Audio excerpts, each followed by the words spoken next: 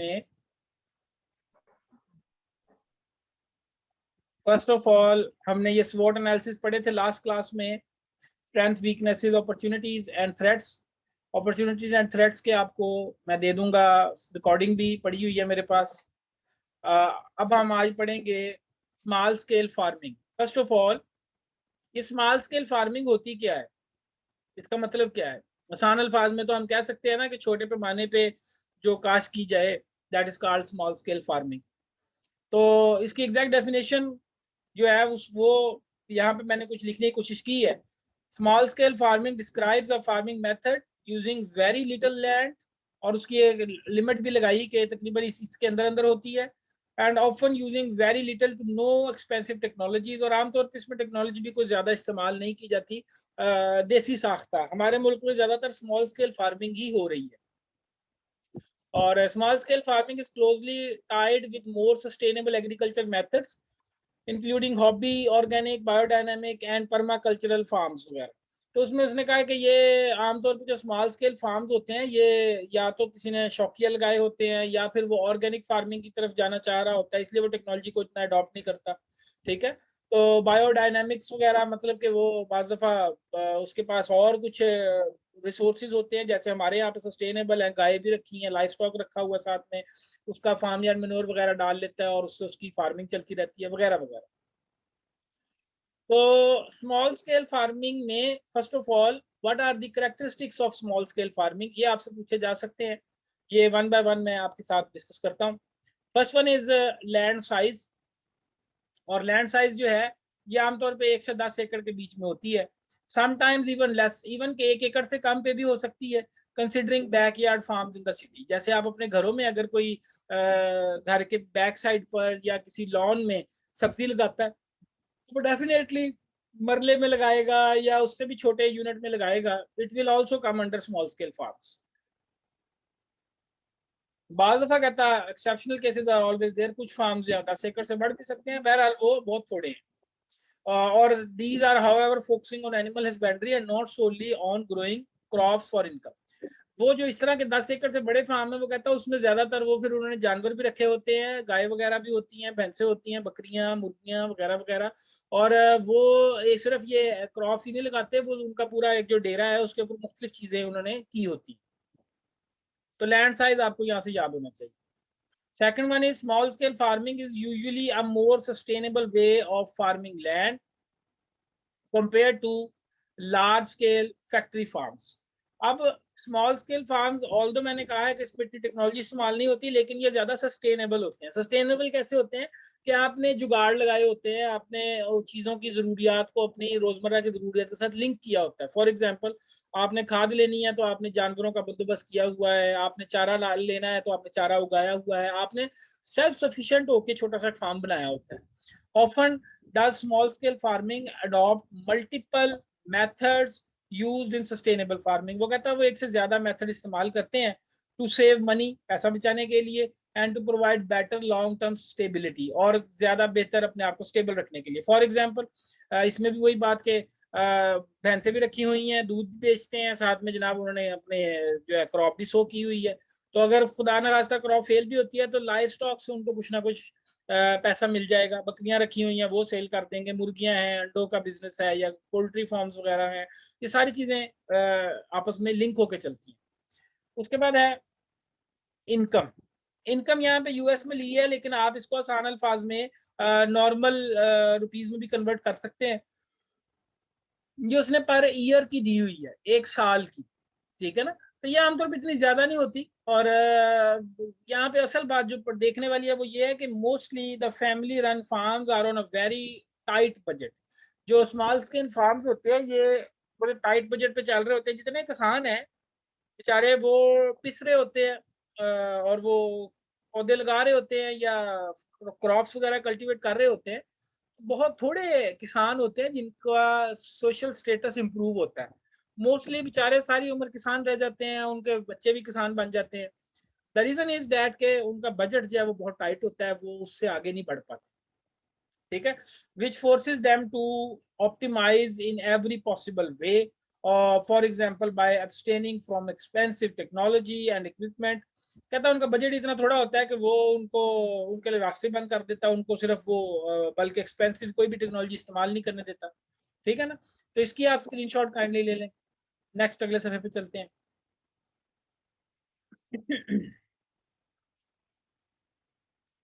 Next we have इसी में small scale farms usually include a lot of manual labour.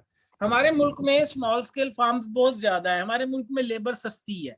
आपको mechanised farming बड़े इलाकों में, बड़े शहरों में तो मिलेगी, छोटे इलाकों में और खासतौर पे लोअर पंजाब वाली साइड पर आपको मैनुअल लेबर ज्यादा मिलेगी, काम करने वाले दिहाड़ी पे मजदूर ज्यादा मिलेंगे। Tractors and other machinery is rarely used. कहता है ये मशीनरी कभी कभी इस्तेमाल होती है। Most of the work around crop is done by hand.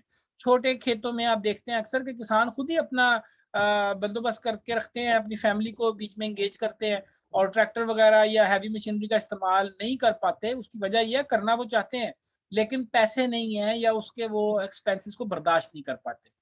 अच्छा, this way farming can be characterized as a very efficient way of producing crop, often surpassing production per land unit when compare to regular factory farm. इस तरीके में आमतौर पे ये इस farming के तरीके में कहता है it is a very efficient way of producing crop. वो जो किसान होता है वो ये इस तरह की चीजें बचा बचू के ट्रैक्टर के ऊपर पैसे ना लगे या जनाब वो मशीनरी हैवी मशीनरी ना लगे, तो वो खुद ही से ही जो सेल्फ मैनेज चीजें होती हैं, जो फैमिली मैनेज चीजें होती हैं, उनकी मदद से उनकी कॉस्ट काफी कम हो जाती है, तो उनकी जो एफिशिएंसी है वो बढ़ जाती है। ठीक है ना, उन्होंने खुद से सिर्फ वो बीज खरीदना है बाजार से, या खाद खरीदनी है या स्प्रे खरीदना है, बाकी सारी लेबर शेबर वो अपनी खुद इंतजाम करते हैं, घर के बंदे लगते हैं और वो उसको काउंट नहीं करते। तो वो कहता है ये अक्सर जो है ना ये सरपासिंग प्रोडक्शन, ये इनकी प्रोडक्शन आमतौर पर ज्यादा होती है पर लैंड किसान की, compare to regular factory farming. एक फैक्ट्री फार्मिंग से ज्यादा प्रोड्यूस कर लेते हैं, लेकिन वो छोटा सा एरिया होता है तो उससे वो बेचारे कितनी की पैदावार लेंगे। बहरहाल उनकी एफिशिएंसी ओवरऑल ठीक होती है। एनिमल्स स्पेशली लार्जर वंस, जिसमें आपके सामने गाय भैंसे आ जाती हैं, ये on small scale farms are quite uncommon. Small farms mostly focus on crop production. जिसके पास 1 एकड़ हो बेचारे के पास, उसने उसमें गाय भैंस तो नहीं रखनी, ठीक है ना, वो हाँ घर की जरूरत के लिए अगर कोई फार्मर भैंस रखता है या कह लें कोई गाय रखता है तो वो ठीक है। बकरियां वगैरह आमतौर पर होती हैं या मुर्गियां वगैरह आमतौर पर होती हैं हर घर में, लेकिन ये जो गाय या भैंस है ये आमतौर पर महंगी आइटम है और ये एक एसेट है, तो ये आमतौर पर छोटे किसान तो इससे भी बेचारे वो इसको भी नहीं रख पाते। उसने कहा कि ये ऑफन चिकन, हमारे इलाकों में चिकन होता है, बाहर के मुल्कों में वो आमतौर पर पिग्स वगैरह को इस्तेमाल करते हैं, ये उनके इलाकों में ज्यादा है तो वो इसको इस्तेमाल करते हैं अपने फार्म्स के ऊपर। हमारे यहाँ पे चिकन वगैरह ज्यादा इस्तेमाल होता है। Families on small farm often produce their own food. ये अपनी खुराक खुद पैदा करते हैं, अपने घर के लिए दाने खुद लगाते हैं, अपने घर के लिए सब्जी खुद लगाते हैं, एंड सेल एक्सेस प्रोडक्शन। और इनका बेसिकली मेन एम भी यही होता है, ये जो छोटे किसान होते हैं बेचारे ये बिजनेस के लिए ये चीजें नहीं लगा रहे होते, वो अपने घर की जरूरियात को पूरा करने के लिए लगा रहे होते हैं। उन्होंने गंदम भी लगाई है, उन्होंने थोड़े बहुत जनाब बनियों के ऊपर जो सब्जी भी बीजी हुई है, और जनाब जहाँ जहाँ उन्हें कुछ कुछ मिलता है, कोई वाटर खाले के ऊपर उन्हें 2-3 फ्रूट प्लांट्स भी लगाए हुए हैं कि इससे को फल आ जाएगा। तो जो उनको फल मिलता है वो उनकी अपनी जरूरियात को पहले पूरा करता है, और जो ज्यादा होता है उसको फिर वो बेच देते हैं। On larger operation crops are only grown for profit. अगर उसके पास ज्यादा बड़ा एरिया तो फिर वो प्रॉफिट के लिए लगाएगा। ठीक है ना, छलियां लगा दी हैं जनाब 2 एकड़ में 4 में, उसमें छलियां तो नहीं किसान ने खानी, वो आमतौर पर प्रॉफिट के लिए ज्यादा इस्तेमाल होती है, मेज वगैरह। अच्छा, small farms often use crop rotation system making them less vulnerable to diseases. आमतौर पे छोटे जो किसान है वो कोशिश करते हैं क्रॉप रोटेशन करने की भी। आपको पता है कि वो एक सीजन मल्टीपल क्रॉप्स लगाते हैं, ठीक है ना, गंदम भी लगाई, कपास लगाई, डिफरेंट क्रॉप्स एक सीजन में रोटेट करते हैं, क्योंकि जगह भी थोड़ी है और उनके पास वही जमीन होती है, उसमें फिर मल्टीपल डिफरेंट टाइप्स की क्रॉप्स लगती है तो ऑटोमेटिकली क्रॉप रोटेशन हो जाती है। अच्छा, small farms often use organic fertilisers. और ये आपको पता है कि गोबर की खाद वगैरह आमतौर पे ज्यादा डाली जाती है। Avoid oil based soil improvement. कोई जमीन में कोई एडवांसमेंट नहीं इस्तेमाल करते या कोई ऐसी चीज इस्तेमाल नहीं करते जो एडवांस है, देसी का टोटके चलाते हैं। ये एक तरीके से फायदेमंद है उनके लिए। यहाँ तक स्क्रीनशॉट ले लें, फिर अगली क्लास में आगे बताता हूँ आगे क्या चीज है। ओके, नेक्स्ट वी हैव,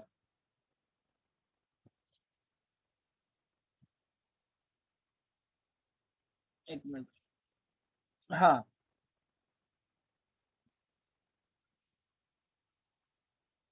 तो ये 9 पॉइंट्स आप जो है ना वो याद रख लें कैरेक्टरिस्टिक्स के हवाले से। अगर आपसे पूछा जाए कि what are the characteristics of small scale farming, तो आपने ये 9 पॉइंट्स लिखने हैं। मैंने आसान अल्फाज में लिखे हैं, कोशिश की आपको समझ लग जाए। उसके बाद है difference between small scale farming and conventional farming. इनके दरमियान फर्क क्या है, इन दोनों के दरमियान। तो इसके अंदर नंबर 1 तो ये है, there are a lot of differences comparing these two farm methods. The biggest one has to be the operation size and budget. दोनों के अंदर सबसे बड़ा फर्क जो है वो ये है कि पैसे, जो बजट है वो उनमें बहुत डिफरेंस है। अच्छा, small scale farms run on small property, जैसा कि नाम से ज़ाहिर है छोटी जगह पर होगा, बहुत टाइट बजट होगा, हैंड टू माउथ वाली अप्रोच होगी, no to little machinery, machinery इस्तेमाल नहीं होगी। Factory farming turns this completely around. जबकि जो कन्वेंशनल फार्मिंग, या ये कन्वेंशनल का मतलब यहाँ पे हमारे वाली कन्वेंशनल नहीं है, ये इसका मतलब है एडवांस फार्मिंग, जो फैक्ट्री के लेवल पर बड़ी फार्मिंग होती है।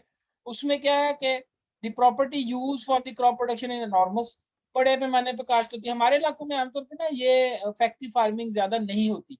अमेरिका में या जो यूरोपियन कंट्रीज हैं इनमें ज्यादा फार्मिंग फैक्ट्री फार्मिंग है। किसान जो है, जिसने मेज लगाई है उसने 1 एकड़ पे नहीं लगाई, उसने 10 कुरबों पे लगाई हुई है।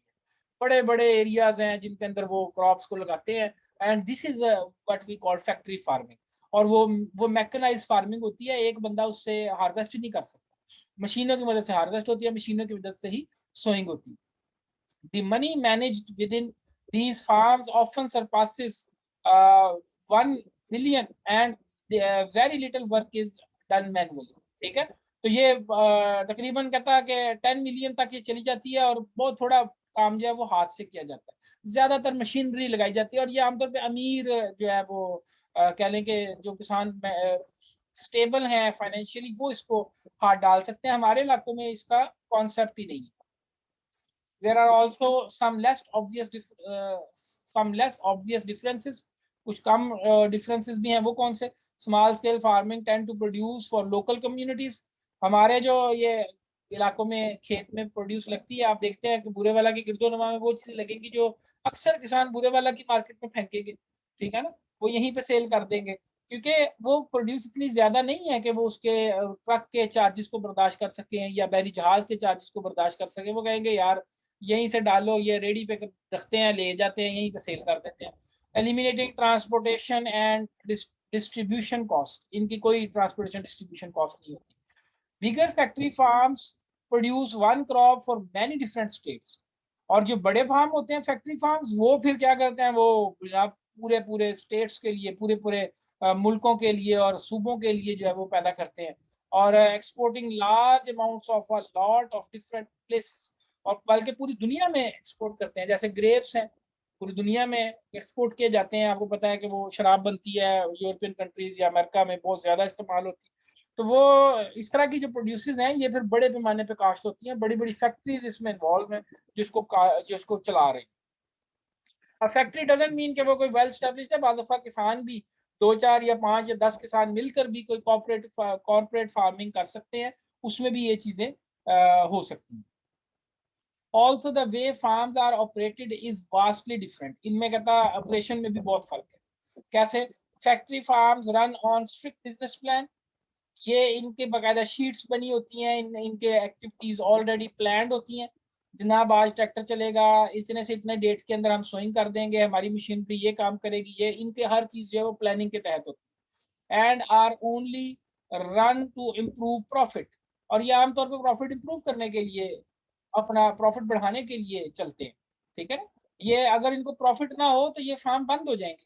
ये सिर्फ पैसा बनाने के लिए फैक्ट्री फार्म्स चलाए जाते हैं।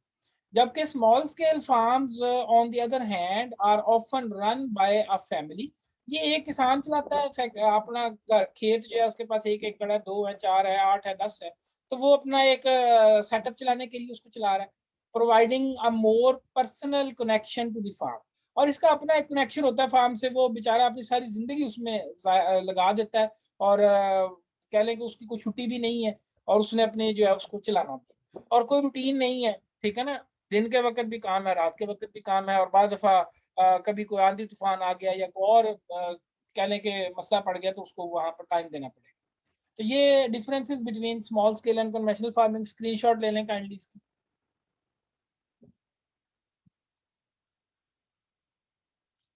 अब स्मॉल स्केल फार्मिंग के एडवांटेजेस क्या है, फायदे क्या हैं, ये इसके अच्छा ये मैं यहाँ पे एक चीज बच्चों क्लियर कर दूं कि ये जो हम पेरी अर्बन का कोर्स पढ़ रहे हैं, this course is all about the businesses. इसमें हम बिजनेसेस पढ़ेंगे कि हॉर्टिकल्चर के बिजनेसेस कौन कौन से हैं, आप क्या कौन कौन से बिजनेस कर सकते हैं।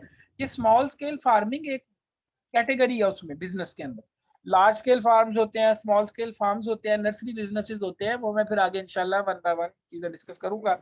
अभी आज हम सिर्फ ये बेसिक्स पढ़ रहे हैं, स्मॉल स्केल फार्मिंग क्या होती है, उसके करेक्टरिस्टिक्स क्या है, वो कैसे डिफर करती है बड़ी फार्मिंग से, ठीक है। और अब आखिरी बात के एडवांटेजेस क्या है, ये हम लास्ट में पढ़ेंगे।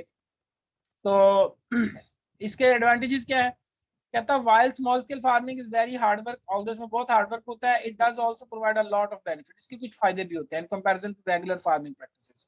कौन से फायदे होते हैं, number one, builds up communities, इससे जनरेशंस बनती हैं, इससे इलाके बनते हैं। A small farm supplies the local community with fresh food and thus reconnect people with the food they consume.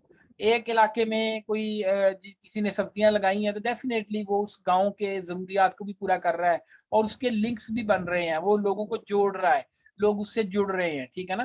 तो this helps to build up a whole community centred around a small farm. कहता है उसके गिर्द फिर लोग जो जुड़ना शुरू हो जाते हैं, उस खेत वाले के गिर्द, उसके इर्द गिर्द फैमिलियां बसना शुरू हो जाती हैं, वहां पे कस्बा बनना शुरू हो जाता है। Helping out both the farm and the people, इससे दोनों को फायदा होता है। इससे फार्मर को लेबर के तौर पे फायदा होता है, ठीक है, उसकी इनकम भी बढ़ जाती है और सिक्योरिटी भी इंप्रूव हो जाती है।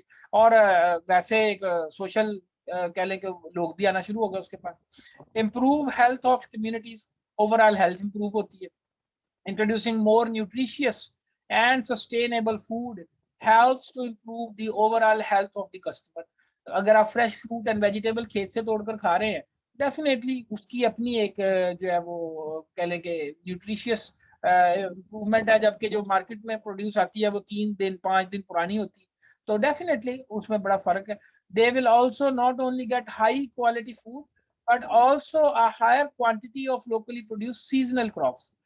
हमारे वो कहता है जो ये इस तरह के किसी गांव वाले इलाकों के पास रहते हैं, जैसे इवन आप जब बुरे वाला में रह रहे हैं, यूनिवर्सिटी अभी 427 सीबी में बनी हुई है, तो इन इलाकों में जो कह लें कि देसी चीजें हैं, जैसे देसी खालिश दूध है या जनाब ये फ्रूट्स एंड वेजिटेबल्स हैं, ये कदरे बेहतर है क्वालिटी। इवन आप बुरे वाला सिटी की मार्केट में भी अगर चले जाएं तो फ्रूट क्वालिटी कदरे बेहतर है एज कम्पेयर टू अगर आप फैसलाबाद कभी किसी मार्केट में जाए, मंडी में जाए, ठीक है। वजह यह है कि बड़े शहरों में फिर वो काफी स्टॉक भी इकट्ठा होता है, छोटे शहरों में वो उसी की मंडी होती है, उसी की मार्केट होती है और कुछ दुकानें फ्रेश फ्रूट एंड वेजिटेबल ही रखती हैं।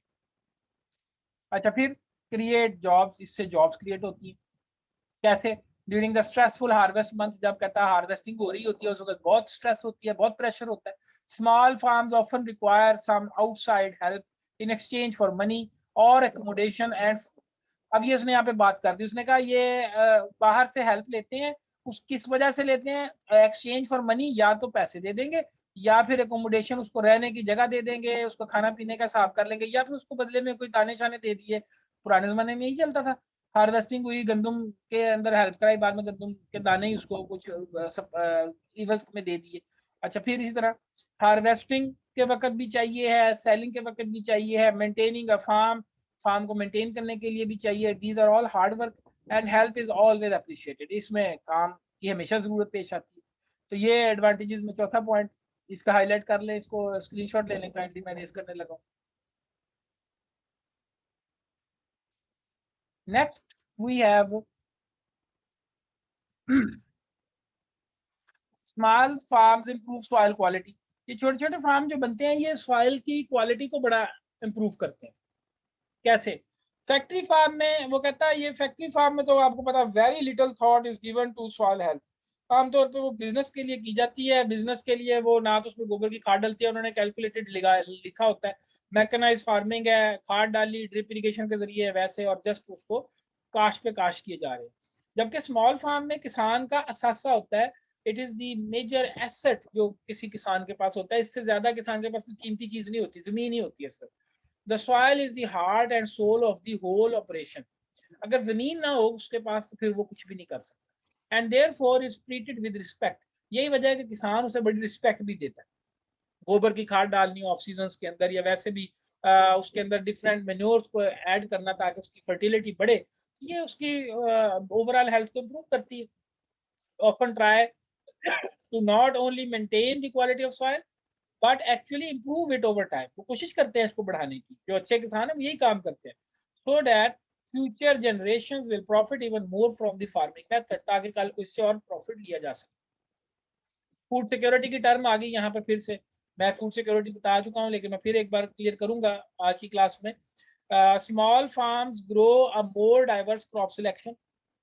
छोटे फार्म जो हैं ये ज्यादा क्रॉप्स लगाते हैं। जैसे मैंने आपको पहले बताया कि ये छोटे किसान जो होते हैं ये अपने घर के लिए लगा रहे होते हैं, तो उन्होंने सिर्फ गंदम नहीं लगानी, उन्होंने गंदम के साथ बन्नों के ऊपर जनाब थोड़ी सी सब्जी भी लगानी है सीजनल, उन्होंने जनाब खालों में कोई फ्रूट प्लांट्स भी लगाए होते हैं।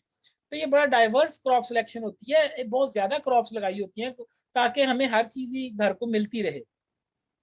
बिगर फार्म्स, जबकि बड़े बड़े जो फार्म्स होते हैं, they often grow only a single crop. उनके पास एक ही वैरायटी, एक ही क्रॉप होती है और वो बड़े पैमाने पे काश्त करते हैं। और in bad years big part of the harvest can be lost. और अगर कहता कोई तूफान या आंधी या कोई ऐसी बीमारी आ जाए जो किसी एक खास स्पेसिफिक वैरायटी पर हो, तो फिर क्या होगा कि ये जो बड़े बड़े फैक्ट्री फार्म्स हैं ये तबाह बर्बाद हो जाएंगे उससे। क्यों? कि अगर वो, मतलब फर्ज करें मैं कहता हूँ कि गंदम ही लगाई हुई है, गंदम पे कहीं रस्ट का अटैक आ गया और उसने गंदम जितने भी इलाकों में लगी थी तबाह कर दी, तो अब आपके पास तो कुछ भी नहीं रहा अगर आपने सिर्फ गंदम लगाई। लेकिन जो छोटा किसान होगा, माइट भी उसने गंदम के साथ थोड़ी सी चरी लगाई है या उसने कोई और उसमें सब्जी लगाई हुई है या कोई फ्रूट प्लांट्स लगाए हुए, डेफिनेटली ही will have something from that farm.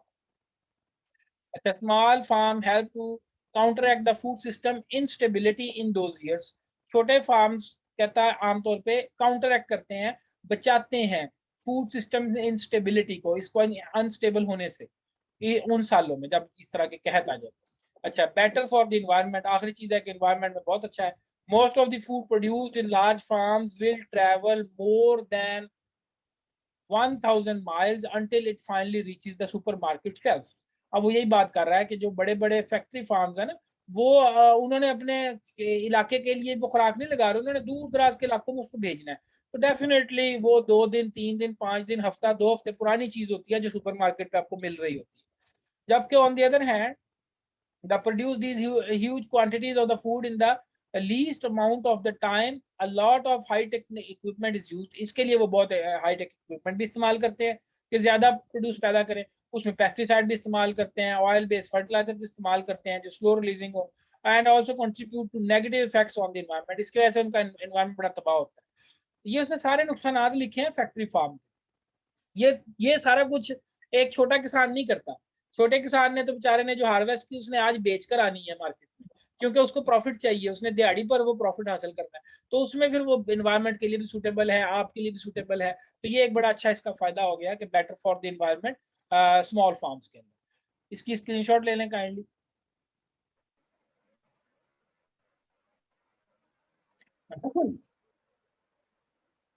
यहाँ तक आज हम पढ़ेंगे। यहाँ तक कोई सवाल है एडवांटेजेस तक तो पूछ लें, अगर नहीं तो मैं इसको यहाँ पे खत्म करता हूँ। नेक्स्ट क्लास में मैं चैलेंजेस एंड रिस्क, या चलें चैलेंजेस एंड रिस्क, इसकी एक हाई, ये इसकी काइंडली एक स्क्रीनशॉट ले लें बच्चे, इसको एक बार पढ़ें। अगर नहीं समझ आती तो मैं नेक्स्ट क्लास में इसको डिस्कस करूंगा, ठीक है? इसकी स्क्रीनशॉट ले लें काइंडली।